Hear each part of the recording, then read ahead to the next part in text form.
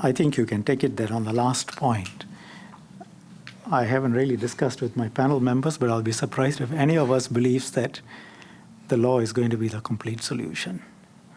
It cannot be. It has not been in the real world in a variety of issues that we deal with, and I can't see how it can be this complete solution here.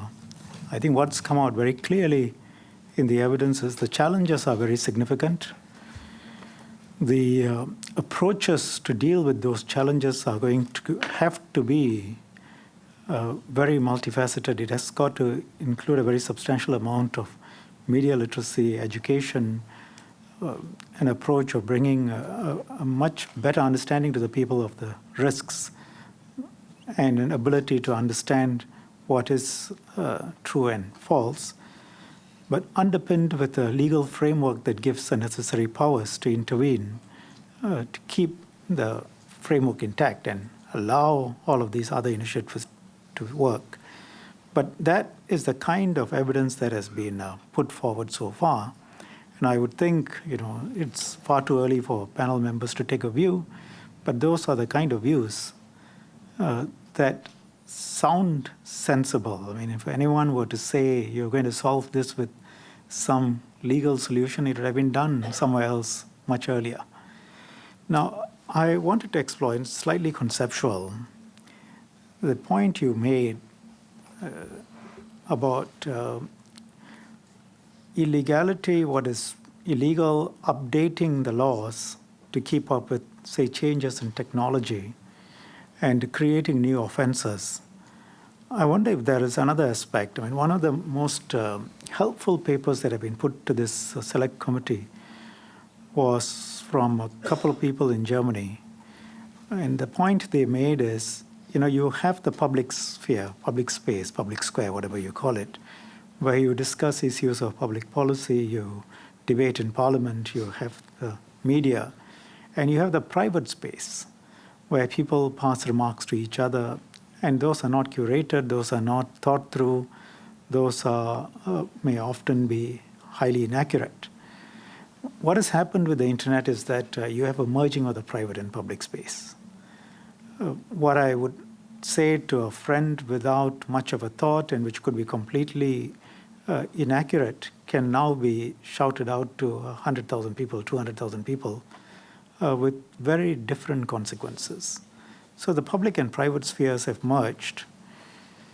And to that extent, that makes public discussions, policy making, for example, in Europe, discussions on immigration, extremely difficult. I think they make public policy making and public discussions on many areas very difficult.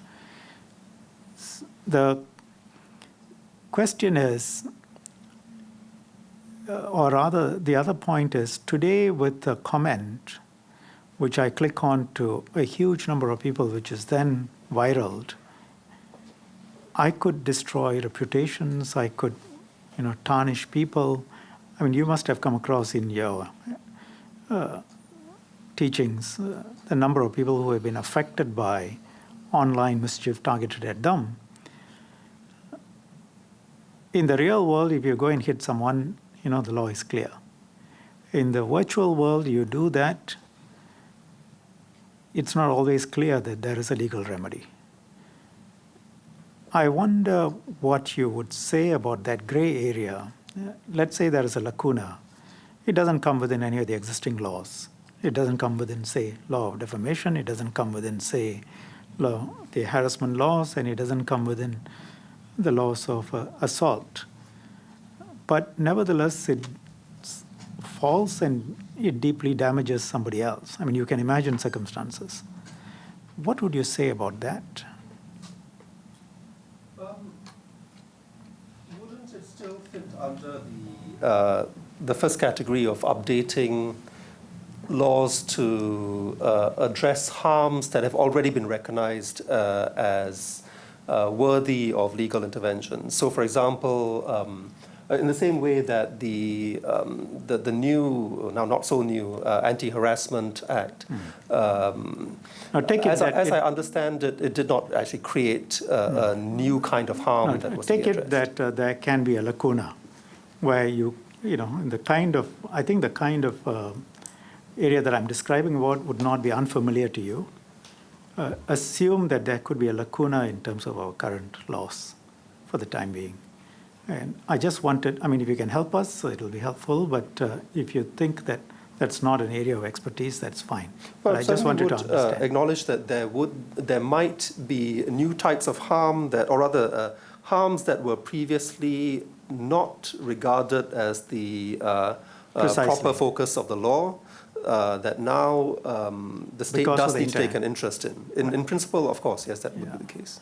Well, it's really that it's not so much state takes an interest, but you see people's lives being ruined and affected and damaged by quantity, which then has a qualitative difference in that it's spread to so many people through modern technology. In principle, yes. Understand. There is another point that I wanted to understand from you, or rather share with you. It may not be within the remit of this particular select committee to look at Section 298, but there is a Penal Code Review Committee that is looking at a root and branch review of the Penal Code. And we will certainly put your views across to that committee, headed by Menlaw, Ms. Indrani Raja. I will make this philosophical point, though. I think there may not be much of a difference between us in this. See, taking on, or coming back to the point that Minister Janil made, in these areas, yes, there are other countries which are concerned about such laws. Yes, we have seen an abuse of such laws without having to name countries. We have not seen an abuse of that law. The question in my mind is, I've also seen abuse of similar types of principles, even absent such a law, because the government wants to do it, or governments want to do it, or unwilling to stop others from doing it.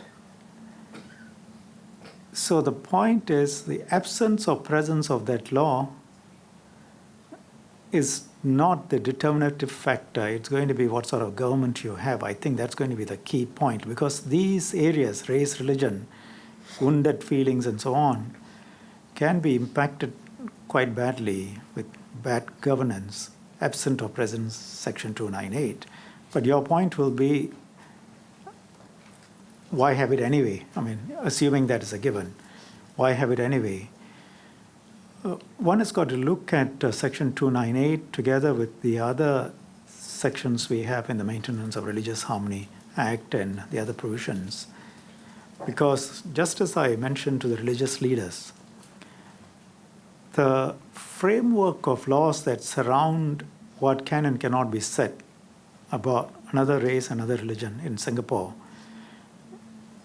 there are a number of different pieces of legislation that do that. Thankfully, we have come to a position today where we don't invoke them very much.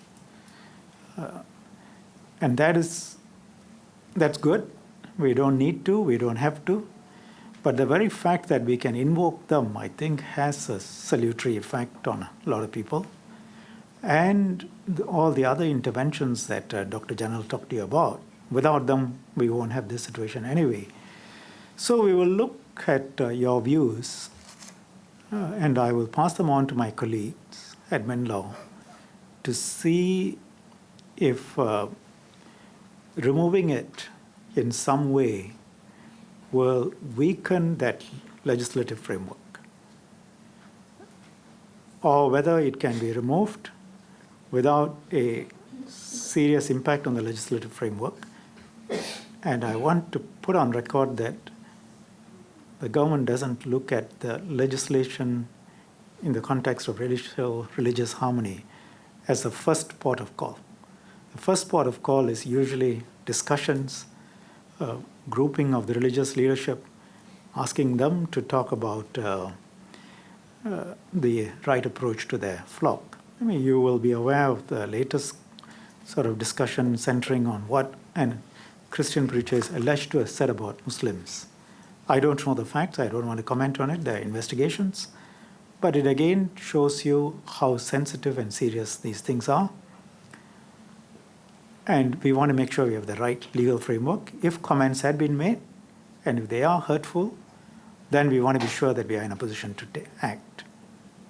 So that's not so much a question as much as a discussion. I'm putting that point to you, and we will take back your views. Thank you. Thank you very much.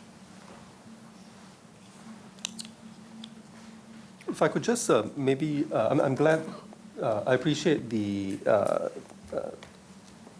comments of the Minister. If I could just highlight one point that I believe may have perhaps not been given enough attention, and that has to do with education. There's been a lot of talk about media literacy education, but in my view, I think what is perhaps even more important is political literacy, or what might be called civic education. Because we should, I think, learn from other countries' mistakes here. And it's become, I think, quite obvious that in the US and Western Europe, perhaps because they are established democracies, they may have underestimated the need for ongoing civic education.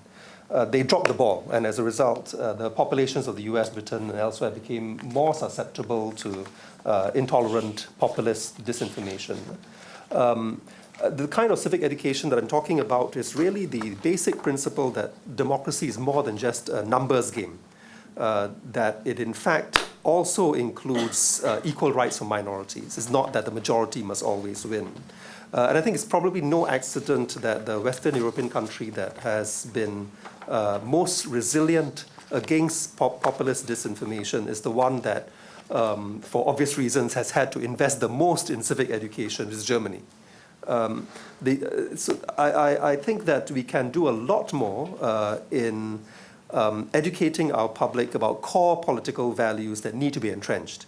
And these include equal rights, non-discrimination, religious freedom, and I think the basic principle of reciprocity, or what the religions call the golden rule, yeah? That whatever respect and room that one group expects from others and the state must be extended to other groups in equal measure.